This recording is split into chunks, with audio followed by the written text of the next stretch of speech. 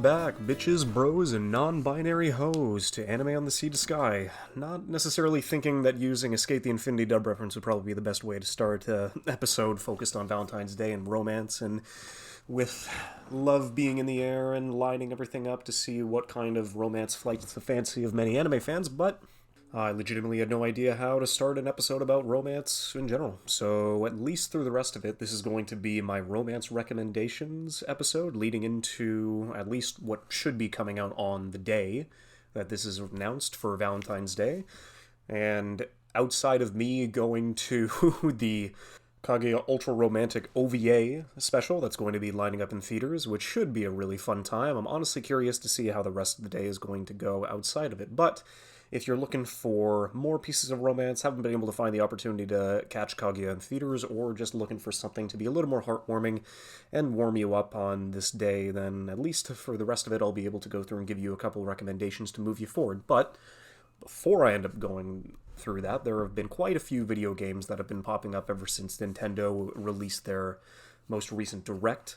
over the past week, so I guess I might as well go through and line that up, considering that there's not really a lot that I'm interested in now that the only two major games that I've been looking forward to, at least coming out this year, are been popping up. I'm going to have the opportunity to give Pokemon Violet a try, bugs and all, and then I was able to go through and have the opportunity to grab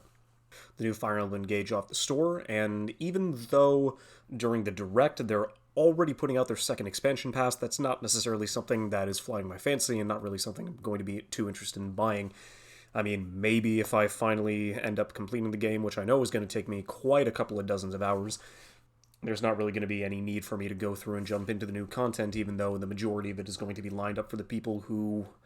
are jumping into this game off of Heroes, considering the amount of playable characters and sides that you can actually go through on your journey. But outside of that, we ended up getting announcements for Pikmin 4 on July 21st launch. We ended up getting a release date for Legend of Zelda Tears of the Kingdom, which is also going to be popping up on May 12th. The only real thing that kind of interested me, which really got my eyes lighting up, is that the fact that they're leaning more into the online Nintendo eShop, bringing in games from the Game Boy Color, and the Game Boy Advance. And that was never essentially on the top of my mind, but what really jumped at me is considering that's, wait a second, there is no other way for people to enjoy the Game Boy Advance era of the Fire Emblem games that ended up getting ported out to Europe and the West. And I was really curious to see, it's like, okay, so they're going to be bringing Game Boy Advance titles to it. Is that going to be the case? It's not going to be it for the first wave that they're introducing inside of the first couple of weeks, but the second wave of games that they bring out to the Game Boy Advance is going to include Fire Emblem 7. And so now, finally, with all the people jumping into play Engage and everybody who's curious to actually have the opportunity to go and try and play the old Fire Emblem games from the Game Boy legally without using an emulator, because there wasn't necessarily anything else that you could do besides use a hard copy. But now the fact that they are going to be putting old GBA Fire Emblem games onto the Nintendo Online eShop and have the opportunity to get them to play it on their Switch on the go, I'm really curious to see what people's first reactions are going to be like, considering that it is easily one of the easiest jump-on points to get into the franchise as a whole if you just don't necessarily know where to go, either the classic games on the SNES, or leading into the Game Boy Advance games, or the Tellius series on the GameCube and the Wii, but same deal. There's no legal way to play those games. And now the fact that this is actually pointing us in the direction that we're going to have the opportunity for all of those sections of games to finally have a digital official release coming out to the West, it's going to bring in a whole new piece of the fan base that essentially got in through the new modern Fire Emblem games, but haven't had the means or the opportunity to go and legally play these games. So I'm really excited to see how that's going to be lining up. The Nintendo release, they're also pointing out that Nintendo, Sony, and Microsoft are not going to be having any exhibits for the next E3 conference for 2023, which is just, everybody is now realizing it's just, Nintendo was the first to do it, where they're not really interested in debuting the majority of their stuff either through video game awards or large conferences, considering that they're just going to all do that on their own because they get more than enough support and responses out of the games that they end up showing on their Direct. And considering that E3 was canceled in 2022, and they also ended up only doing like a half-and-half hybrid event. Oh no, wait, that's the Cultural Expo. Sorry, never mind. They revealed that E3 would return in 2023 with a reinvigorated showcase, right into Los Angeles. The problem is that they're going to have to redistribute the resources outside of the main three companies that are leading the majority of the project in the industry. So I really don't know how that's going to work. But the one that I was kind of mixing it up with is that Crunchyroll Expo they're saying they're putting their main event in the US on pause for now to grow their roster of expos and festivals around the world, which is really not a good sign because they didn't do 2020. They canceled their physical event in 2021 in order to have a more digital con, and then they only did a hybrid event back in 2022 where it was kind of just a virtual and in-person event that they were just kind of throwing around since they didn't necessarily know how safe the event was going to be to line up for the rest of the new waves that were popping in. But I just don't really care. It's just that considering how large both Crunchyroll Expo and Anime Expo are, it's just never been at the top of my priority. Now that I've been basically going to cons for 10 years now, it's never really been something that's like, oh man, I need to prioritize this. I need to go down and have the experience to be fucking sardined in between tens of thousands of people inside of this small convention center. It's just, I don't know. It's just never been something that's really flighted my fancy. So I don't necessarily know what they're going to be doing, but considering I didn't necessarily care too much about the expo as a whole, that's just something that's going to be lining up for a bit of news running down in the future. Outside of that, for a tour and an event that is actually going to be going on that I would be interested in if it was actually closer, is that there aren't a lot of J-rock bands that I end up listening to outside of the majority of the playlist that they line up for a lot of OPs and EDs, but Radwimps, for sure, considering their collaborations with Makoto Shinkai and Studio Comics Wave, they're going to be doing a North American tour planning up to hit this April. And so the dates that they've got going on between all of North America, they've got San Jose on April 16th, they got LA in April 18th, Mexico City on the 22nd, Chicago on the 24th, they're going up to Toronto on the 26th, and they're going to finish it all off in New York City on the 29th. So if anybody's interested to go through and have the opportunity to see these guys live and have the majority of their set list probably sectioned off into the majority of the Shinkai films that they were going to. But to be fair, if I could just watch a live AMV being performed by Radwimps, that would honestly be more than enough of a reason to get me to go and pay for the show. But unfortunately, I am not close enough for any of those to be made a reality. So hopefully somebody else can take that news and run with it. Considering how badly Netflix has been ramping out their new segregated and just limited release on their subscription plans where they're going to be halting password sharing, they're going to be holding it down to an IP, and so you can only use it with one person in one place at one time. They are fucking morons, for sure. It hasn't hit the States yet. They've hit Peru, they've hit New Zealand, they've hit Australia, they've hit Canada, but the biggest change that they're going to hit is definitely when it finally gets rolled out in the States. And that is going to be a major fucking mistake for the rest of that, considering that not only have they dialed back on their animated catalog, but the fact that they're just going to be losing tens of millions. It's not guaranteed, but it's just kind of like, why would anybody jump in and do that now, unless they're incredibly desperate and it's their only streaming service that they use, where it's just like, unfortunately, now the streaming business is mostly just cable at this point, where you've got more than a half a dozen different services that you have to alternate and turn on and turn off again just to get all the shows that you watch, or you can just do what the majority of us do and sail the high seas, which is probably something that a lot more people are going to either learn or prioritize on the majority of the content they consume. But the only good thing that has popped up over the last week in terms of news is that Netflix now has Monster on its catalog, and so that is easily one of the best, if not the best, thriller show of all time. Like, if it's anime, but considering who it's by, which is Naoki Urasawa, who is just a phenomenal mangaka, I still need to finish 20th Century Boys since I'm only 3 volumes in or so, but Monster is a phenomenal anime and a phenomenal drama regardless of what you go through and think about in terms of the content. But I would definitely give this a recommendation for anybody who's looking for a long-running, just very human, very horrifying, but a terrific thriller and a drama to bring them into a phenomenal story. Another anime project that recently ended up getting news, which I'm not necessarily surprised by, but considering the turnaround that they were able to go through to bring out the success that this show ended up going, Licorice Recoil is going to be getting a second season, and it is already in production. So I still haven't watched it. It's definitely on my backlog considering how much people enjoyed it. The ending of the first season apparently was a little lackluster because there was just so much more that you could engage with in this world, and there were so many questions that were left unanswered. But considering that now it's going to have the opportunity to get a second season and be able to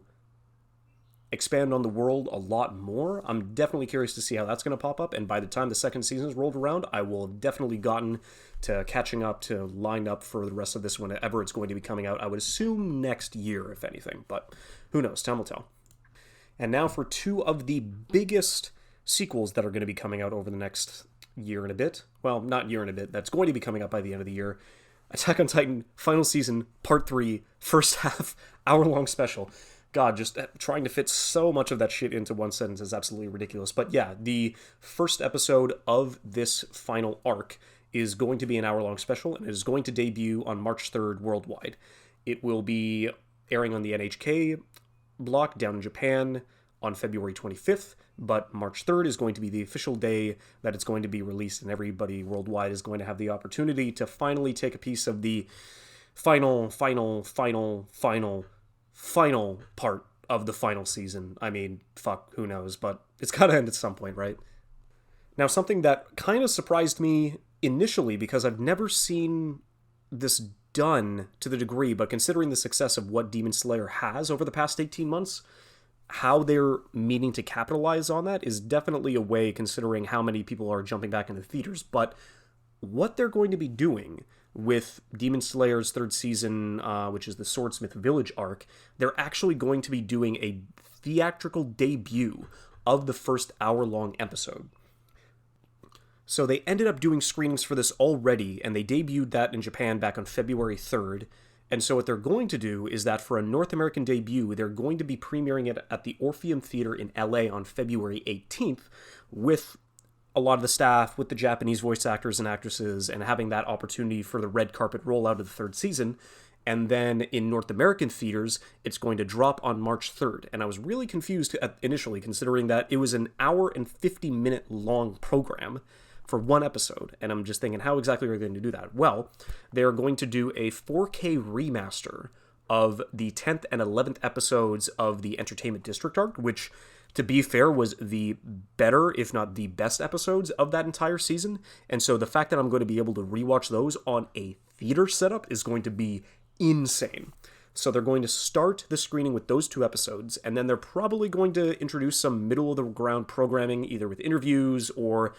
anything of the like of the people and the staff over at Studio Ufotable. I'm really curious to see how they're going to be lining that up, and then they're going to finish it off with a 50-minute long, I believe,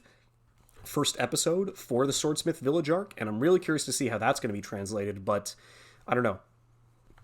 Doing theatrical premieres of anime episodes, especially for incredibly large shows like this, definitely seems like it could be running as a really good idea, not as a really good setup for the anime community to coalesce and just really get interested to lead off of the hype of large series that are beginning new seasons, but even just other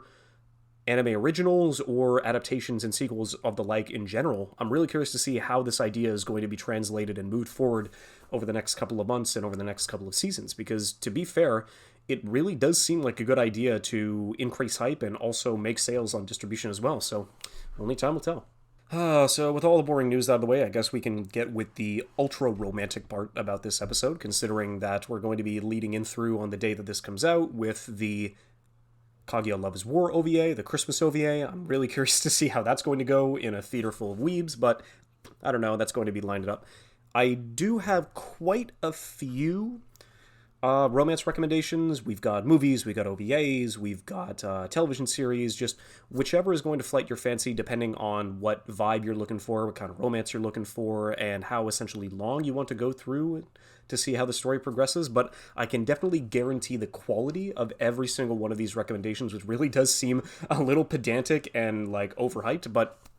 I thoroughly enjoyed every single one of these shows, and so if you're looking for something specific, hopefully I'll be able to answer that question by the end of this episode. But yeah, I really hope that somebody is going to be able to find something that they like inside these recommendations and go through and give at least one of them a watch. So,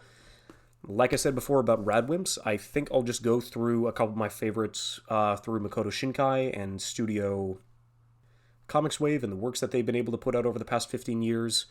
In terms of the two short ones, one that is a lot more romance focused, I can definitely guarantee the beauty of 5 centimeters per second. It's a little bit shaky in the middle part, but it is probably one of the best middle school short stories about romance that I have ever seen encapsulated in the first third of this film. And also how that romance and that young love translates as you get older, and depending on distance, depending on time, depending on how the majority of it ends, whether it is amicable or there are still some lingering feelings. All of that is explored and to great detail inside of 5 centimeters, so I would really recommend that. The interesting Dirty Dancing age gap that I would recommend inside of this catalog, I would definitely go for Garden of Words. It is gorgeous, if not anything else. It is a phenomenally put together film, especially with the visuals and the ambiance and the vibe, and you understand how this relationship isn't necessarily meant to last, but how it improves everybody involved and makes them better and more mature people, how they're able to translate and make each other's happiness their own. It is just, I don't know, in terms of this movie in particular, the 3-minute slideshow and of the relationship blooming through the rain and the ambiance from outside is easily like one of my favorite Makoto Shinkai scenes in his entire catalog.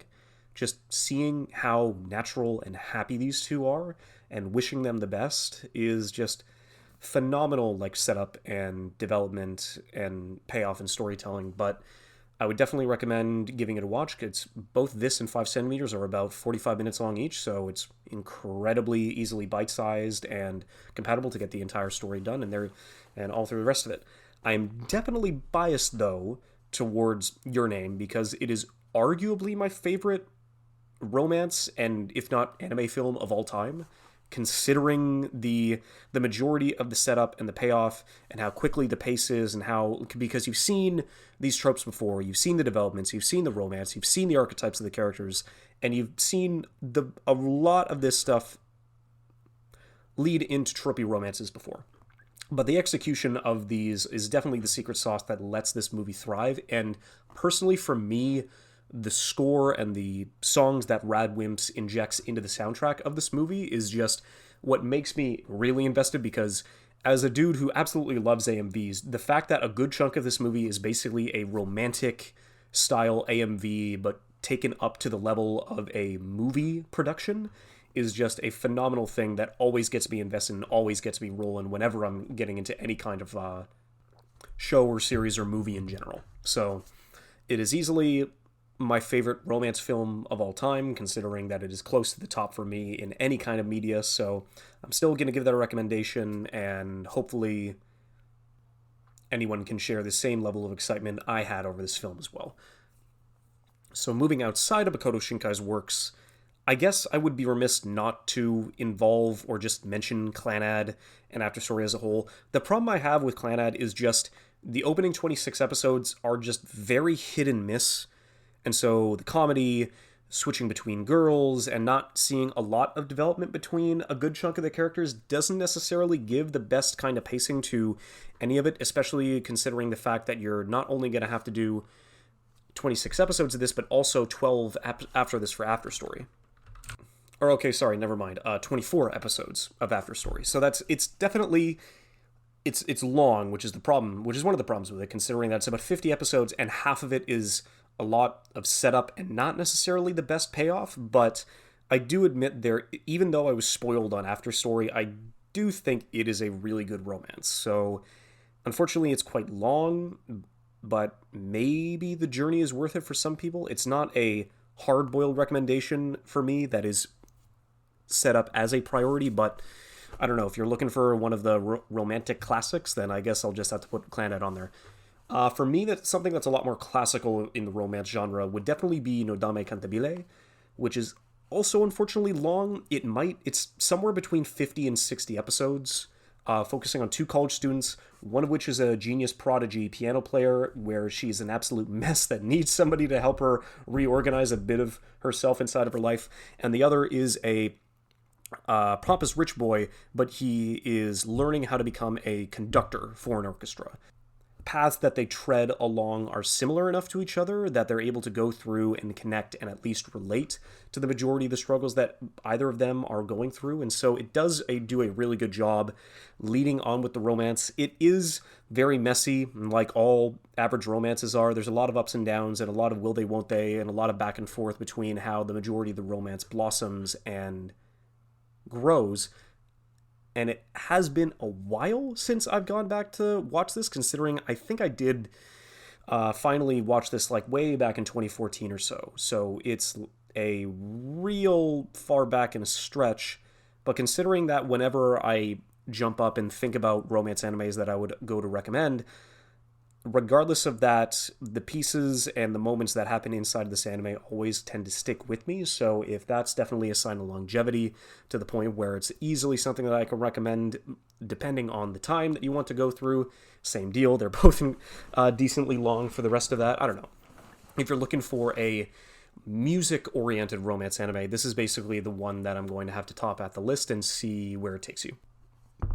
Now, leading into more of the shoujo romance, the one that is so unequivocally shoujo that it just essentially oozes the femininity and the fantasies and the desires of that kind of genre and the tropes that it entails. The two that I would definitely recommend inside of this case, the first one would be Snow White with the Red Hair, Shiroyuki Hime, considering that it's basically a medieval romance where it is the prince of a neighboring country who rescues this botanist inside of medieval times who essentially goes through and grows through medicinal and healing purposes for the majority of the times that she has been a practitioner of that. The best part about this romance is that you see both of these characters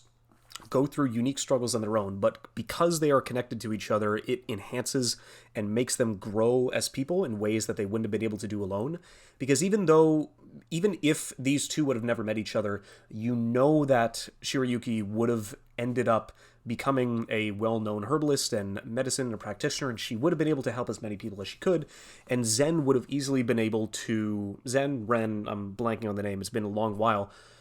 Regardless, he would have been a good prince, a good royal retainer to the crown and the kingdom that he serves, but considering how much they improve and grow as people together is more than enough of something that you look for in any kind of romance leading into the rest of it. So there is a bit of tropiness to a handful of the pieces. There is a really good side couple, though, leading into the rest of it, and the manga does go on, and it's not complete, but with the 26 episodes that the anime does give you in return, it does more than enough to line up and round off the story that it ended up wanting to tell. So it is a much shorter rendition through the rest of it, but considering how well it utilizes its characters and how well they grow, I would definitely give Shiroyuki Hime a recommendation on that bat for its romance alone. Now, for the ultimate shoujo romance, which unfortunately is also going to be a long one and a recommendation because it just finally ended in terms of the most recent adaptation, is the new Fruits Basket anime. And this one definitely, it was kind of waxing and waning and up and down through a good chunk of its episodes. I still do think the emotional core, especially with how the majority of the characters line up and grow, as well as help each other through the most trying and turbulent times of their lives, trying to figure out and help each other through an eternal curse that, interestingly enough, turns the main cast into animals of the zodiac whenever they touch a member of the opposite sex, which is a really interesting premise and setup through the majority of it. And basically the biggest complaint that I can give about the show is that the main character, Toru, is that she is the epitome of endless optimism, bubbliness, as well as overwhelming positivity to give nothing but love and respect and care and tenderness, regardless of the people that she comes around in her life. And so she's the most static out of any of the characters, even though she is the main character of the story, but it's definitely the growth and the progression between the characters of the entire Soma family that carries the majority of the emotional weight of the story. It is phenomenal how many different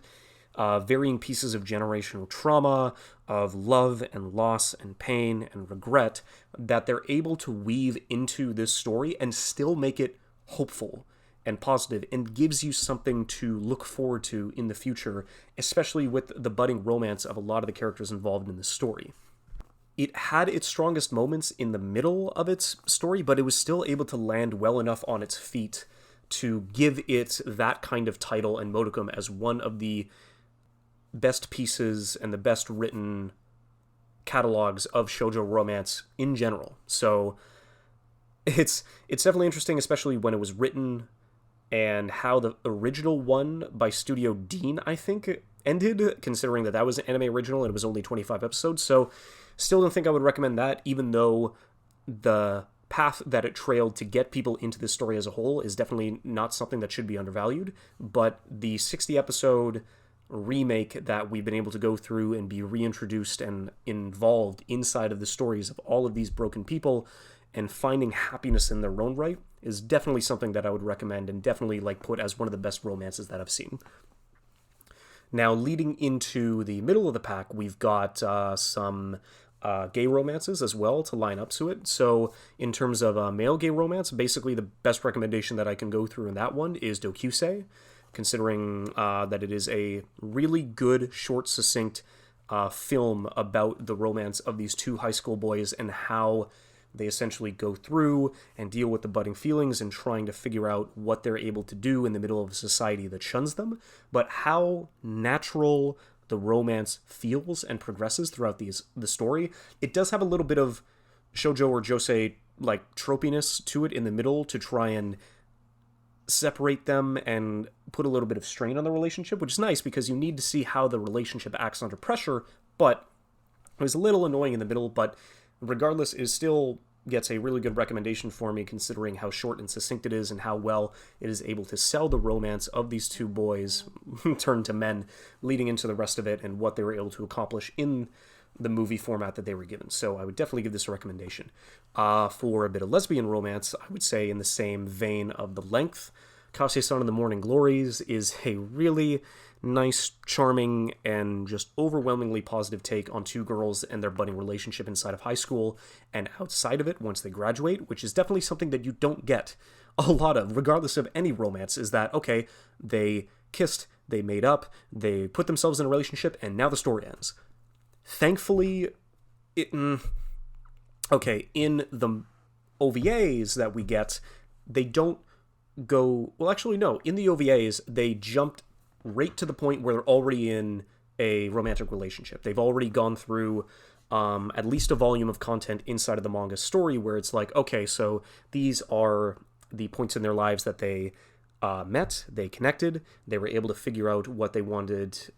out of each other, and so they were able to meld themselves into a really healthy and functioning relationship. And incredibly cute and charming too, considering just the enthusiasm that both of them have. Sometimes they're reserved, sometimes they're embarrassed, but regardless, they both want to see each other and they both want to spend as much time as humanly possible to develop themselves, not only through the goals that they have lined up, which is also phenomenal since they both have a goal outside of just being in a relationship and being in love with each other, which is definitely the hallmark of some of the best relationships. Now,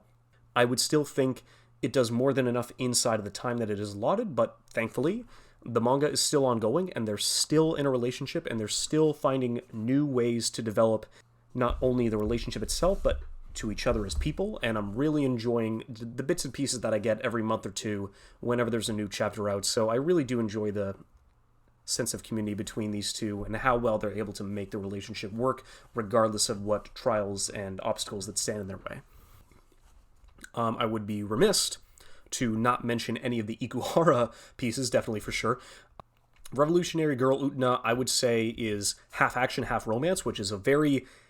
it's a unique one considering how at odds the majority of those two come into contact with each other, but I really do think that Utena and Anthe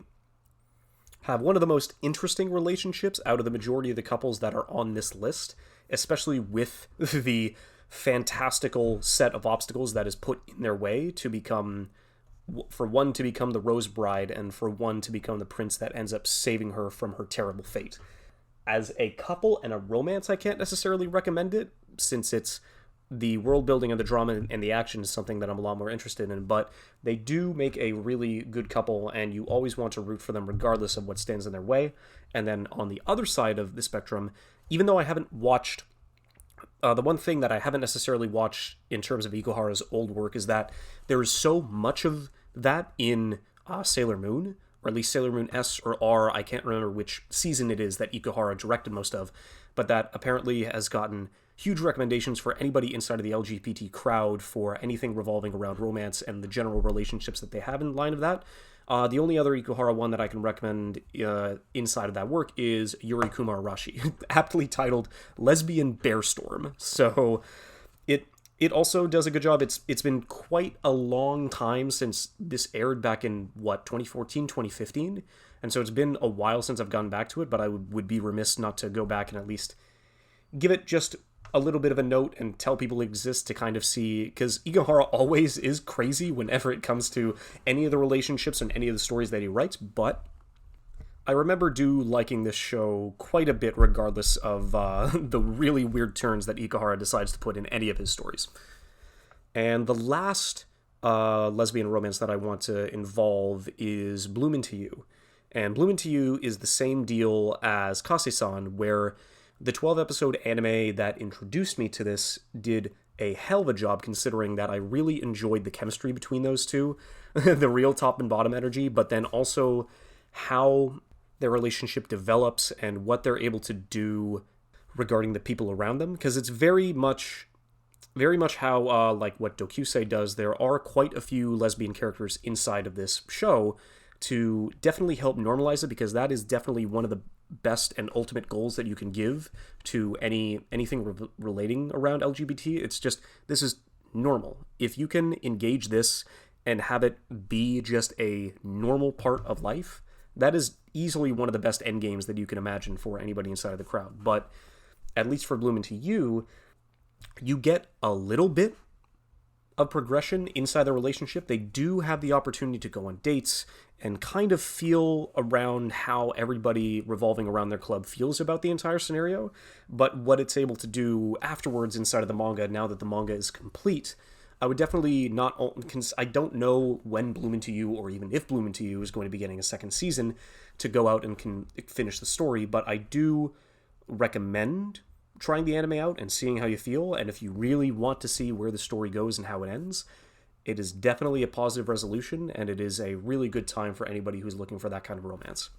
Now, I've easily recommended the show several times, mostly in the comedy department, but I do think that ultimately the best rom-com,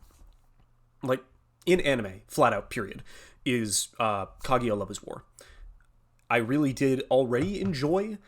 what Aka was able to do inside of the manga format and still make it comedic and still make it well-developed and still bring a lot of life into the characters and have them bounce off in the most creative and chaotic ways. But not only is it a story that is well-crafted by a genius subversive rom-com mangaka, but then the fact that it's able to go into an anime and be adapted by easily one of the best dramatic directors inside of the industry, considering how they jumped immediately off of Rakugo, which I do think is like the best drama show in anime, period. But the fact that he jumped from there, and it's like, oh yeah, we're just going to have you adapt this rom-com into an anime with A1 Pictures. And I'm like, okay, on paper this sounds good, but there's no way that they can do it. But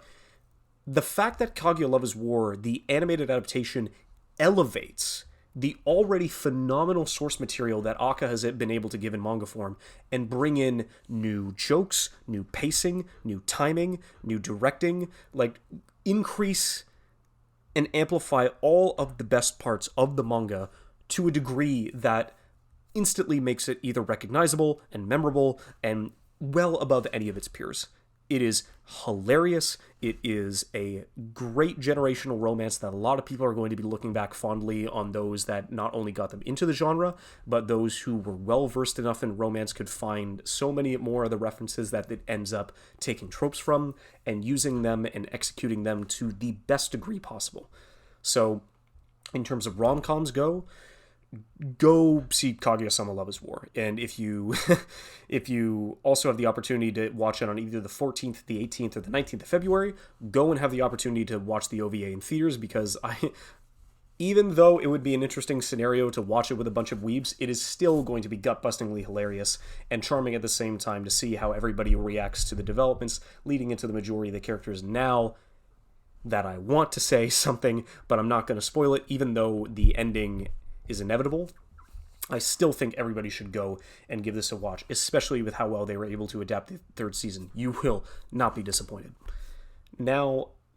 Kyoto Animation does a lot of good romances in general. I mean, Clannad and Clannad After Story is already one that have popped into it, but I still think that my favorite show of theirs, not the best, but easily my favorite, would go into Tomoko Market and the love story film that ends up acting as a sequel and a concluding piece to this original show. It is, for me, the best slice of life romance that has ever been put to the medium, in terms of, if Kaguya is the king of comedy, then Tomoko is the king of slice of life and injecting romance into something that is so natural and so fitting that you would just want to walk around the shopping mall that the majority of the cast inhabits. It is just a really nice, soothing, comedic, familial, and just warm show. It is just such a charming piece of the medium that wholeheartedly invites you into its world, that brings everybody else to life inside the shopping market. Whatever they sell, however they react, whatever they do to make sure and make you feel that you are loved and not alone, every part of the family that exists inside of the shopping mall is just a phenomenal entry into Kyoto Animation's already ridiculously well set catalog. I already did it once before, I believe, in a previous episode, talking about Tomoko Market and Tomoko Love Story, is just that I do believe that it does have the best overall confession scene in anime, period. They weave bits and pieces of romance inside of Tomoko Market, like melding them around the characters to make it seem natural and well-fitting, and then finally pulling out the stops to bring the conclusion and the climax of the romance between Tomoko and Mochizo. But I'm sounding like a broken record considering how I talked at length about this show last year, but still, just what they're able to do and how well they're able to show how deeply connected these two are on a fundamental level, especially with how long they've known each other since childhood. It's just, easily, they are one of the best couples that I've seen in romance, period, and you should definitely have the opportunity to go through and get yourself lost and enveloped inside of the Tamiyama shopping market, because it is something that is always going to be welcoming you with open arms, and it will never disappoint. Now, the final recommendation that I've got, which is probably my favorite romance overall, it does kind of fall underneath the shoujo romance section, but it's something that is so wholly different that it is just the best put together romance, period, I believe. And that is Kare Kano, or His and Her Circumstances. And that is Kare Kano, or His and Her Circumstances. It is just,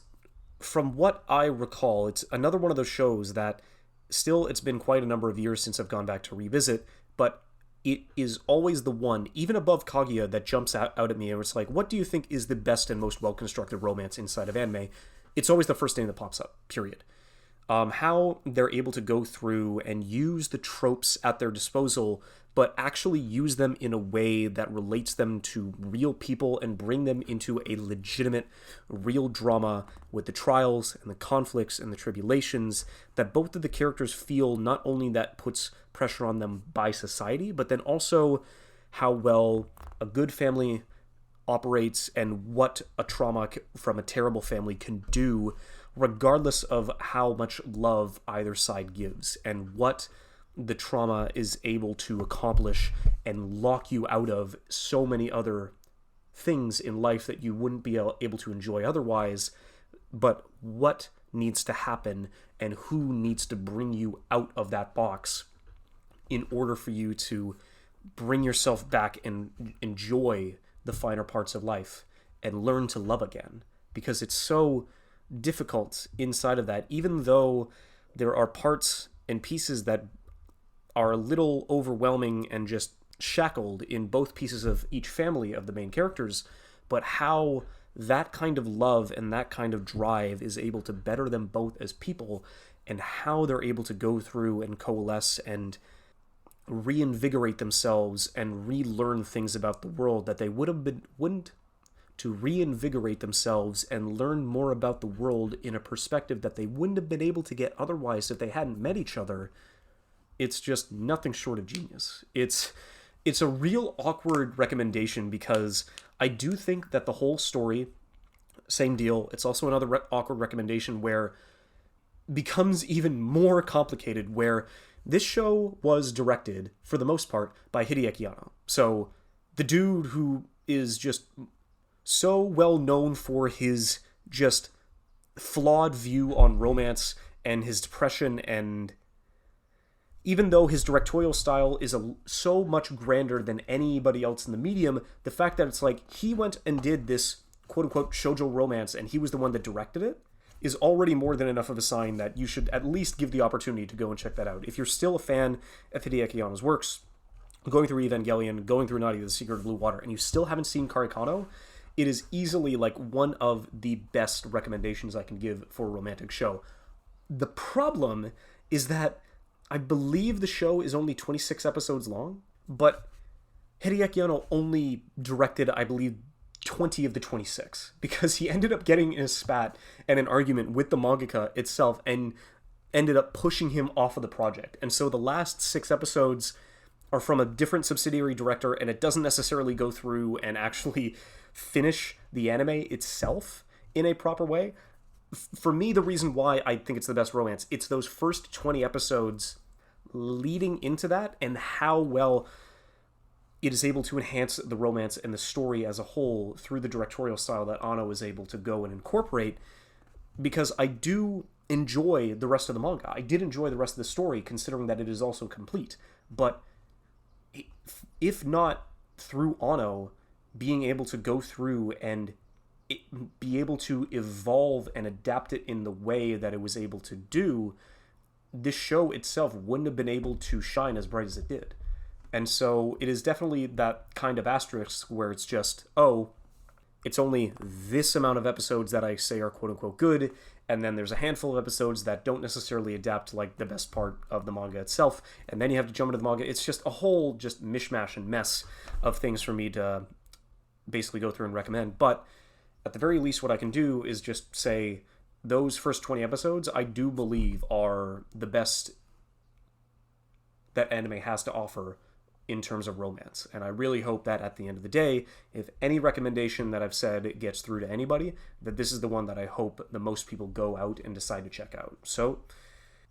I hope everybody has a good time. Go watch the Kaguya movie, go watch Karikano, and everybody loves somebody. Cheers, have a good one.